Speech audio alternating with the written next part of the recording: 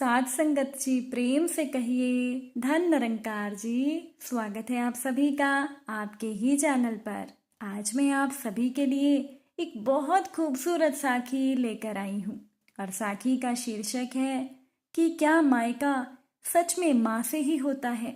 तो चलिए सुनते हैं आज की ये साखी। साथ संगत जी, आज माहिका करीब 6 महीने के बाद अपने मायके में आई थी। मायके में आते ही माहिका माही बन गई और उसे देखकर लग ही नहीं रहा था कि वो अपने ससुराल में एक जिम्मेदार बहू का रोल अदा करती होगी। माही बिल्कुल वैसी ही थी जैसी शादी से पहले हुआ करती थी। मायके में आते ही माही ने अपने बड़े भाई के बच्चों के साथ खेलना शुरू कर दिया। माही को देखकर उसके पिता कहने लगे कि इस लड़की को देखकर लगता ही नहीं कि इसकी शादी हो गई है, ये अभी बच्चे की बच्ची ही है। अगले दिन सुबह के 8 बज गए थे, लेकिन माही अभी तक बिस्तर से नहीं उठी थी कि तभी माही की माँ ने कहा कि बेटा जल्दी से उठ जा, सुबह के 8 बज गए हैं। माही ने नींद में ही कहा कि माँ मुझे सोने दो, तुम्हें तो पता ही है कि ससुराल में मेरी नींद पूरी नहीं होती। अब तुमने शादी भी ऐसे घर में की है जिस घर में मेरी सास ही नहीं है। माही ने अपनी माँ से कहा कि माँ, शादी के कुछ दिन के बाद ही सारे घर की जिम्मेदारियां मुझे मिल गई और वहां पर तो मेरी नींद कभी पूरी ही नहीं होती, इसीलिए यहाँ पर मुझे सोने दो। माही की माँ ने कहा कि जल्दी से उठ जा, मैंने तुम्हारी पसंद का खाना बनाया है।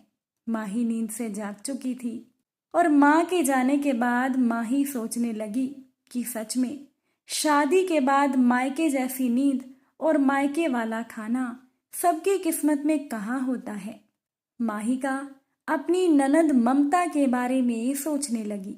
साथ संगत जी, वास्तव में माहिका की शादी से पहले ही उसकी सास की मृत्यु हो चुकी थी और शादी होने के बाद सास के नाम पर माहिका को उसकी बड़ी ननद ममता का प्यार नसीब हुआ। लेकिन ममता भी कब तक अपने मायके में रहती, क्योंकि उसका भी एक अपना घर था।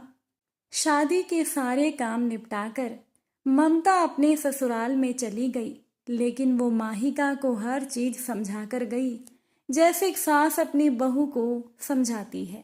माहिका सोचने लगी कि मायके का सुख तो अलग ही होता है, लेकिन मेरी ननद को ये सुख नसीब कहाँ हो रहा है।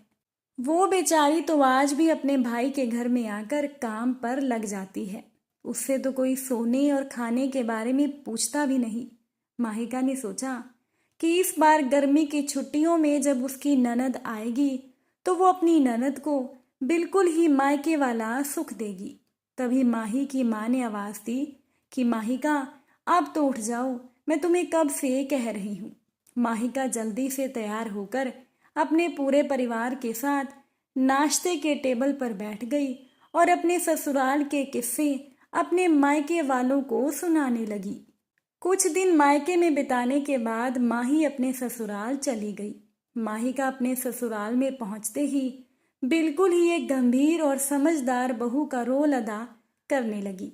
ऐसा लग रहा था कि मायके वाली माही तो ये है ही नहीं, क्योंकि ससुराल में माहिका कोई जगाने वाला नहीं था, ना ही कोई नाश्ता बनाकर खिलाने वाला था। यहाँ तो माही को जो भी करना था खुद से ही करना था और माहिका को अपने पति और ससुर की देखभाल भी करनी थी। धीरे धीरे माहिका बहुत ही समझदार और गंभीर बहू बन गई थी। गर्मी की छुट्टियां होते ही माहिका की ननद ममता मायके में आ गई। ममता के आने से माहिका बहुत खुश थी, क्योंकि वो अपनी ननद को वो सब कुछ देना चाहती थी जिसका एक लड़की को अपने मायके से उम्मीद होती है। माही ने सोचा कि ममता की माँ नहीं है तो क्या हुआ, लेकिन मैं उन्हें कभी भी इस चीज का एहसास नहीं होने दूंगी कि उनकी माँ के जाने से उनका मायका ही खत्म हो गया। अगर भाई और भाभी सही से प्यार दुलार दें तो एक लड़की का मायका कभी नहीं खत्म हो सकता। साथ संगत जी, माहिका की ननद ममता जैसे ही अपने बच्चों और पति के साथ मायके में पहुंची तो सबसे पहले माही ने ममता को शरबत पिलाया, जो कि ममता को बहुत पसंद था। माही ने अपने पति विनोद से ममता की पसंद और नापसंद की सारी जानकारी ले ली थी। शरबत पीते ही ममता ने कहा, अरे वाह भाभी, इसमें तो बिल्कुल माँ जैसा स्वाद आ रहा है। ये आपने कैसे बनाया और आपको कैसे पता चला कि ये शरबत मुझे बहुत पसंद है? तभी माही ने कहा कि मुझे आपके भाई ने बताया था और इसे बनाने का तरीका मैंने पिताजी से पूछ लिया था। ममता बहुत खुश हुई। उसे लगा कि उसका मायका फिर से जीवित हो चुका है। ममता को लगा कि आज अगर उसकी माँ नहीं है तो क्या हुआ, आज उसकी भाभी माँ होने का एहसास दिला रही थी।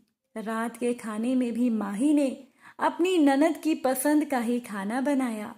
सभी ने खाने की बहुत तारीफ की और सभी लोगों ने यही कहा कि कहीं से भी नहीं लग रहा कि ये खाना माँ का बनाया हुआ नहीं है।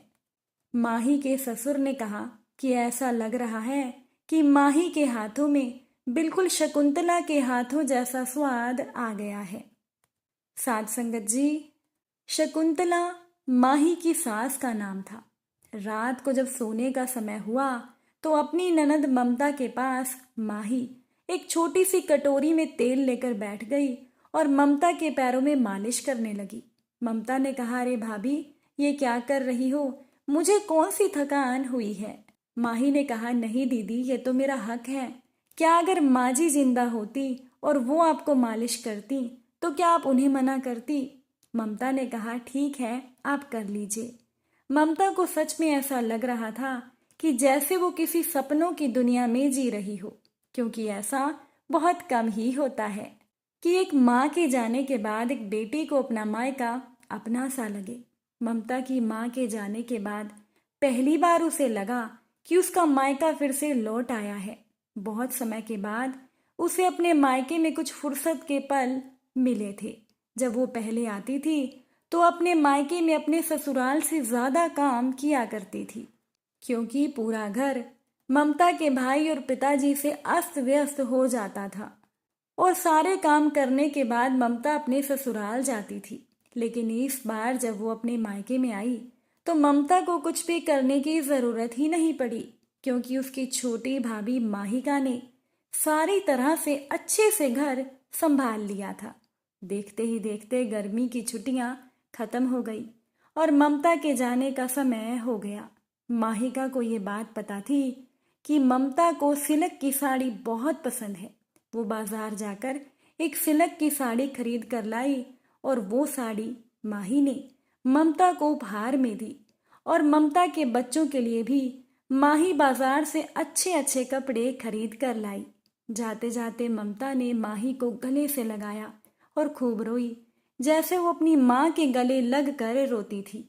और एक ही बात ममता ने कही कि भाभी, मुझे तो लग रहा था कि मेरा मायका ही खत्म हो गया है, क्योंकि मुझे मायके और ससुराल में कोई अंतर ही नजर नहीं आता था।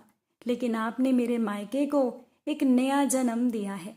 मैं उम्मीद करती हूँ कि आप इसे ऐसे ही बनाए रखेंगी।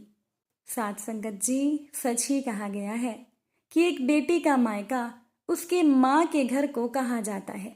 लेकिन कुछ दिनों के बाद जब बेटी के माता पिता गुजर जाते हैं और वो मायका उसके भाई और भाभी का घर बन जाता है, लेकिन अगर वो दोनों चाहें तो बेटी के मायके को जिंदा रख सकते हैं। इसके लिए भाई और भाभी को कुछ नहीं करना होता, बस बेटी को थोड़ा सा प्यार देना होता है। उसी प्यार से ही बेटी खुश हो जाती है। एक बेटी के लिए अपना मायका ही एक ऐसा घर होता है जहां वो अपने सुख दुख सब बांट सकती है। इसीलिए एक बेटी का मायका कभी ना छीने। अब आप लोग बताइएगा कि क्या सच में मायका माँ से ही होता है? अपना अनुभव कमेंट करके ज़रूर बताइएगा। अगर साखी अच्छी लगी हो, वीडियो को लाइक कीजिएगा। चैनल पर नए हैं तो सब्सक्राइब कीजिएगा। साथ संगत जी प्यार से कहना, धन निरंकार।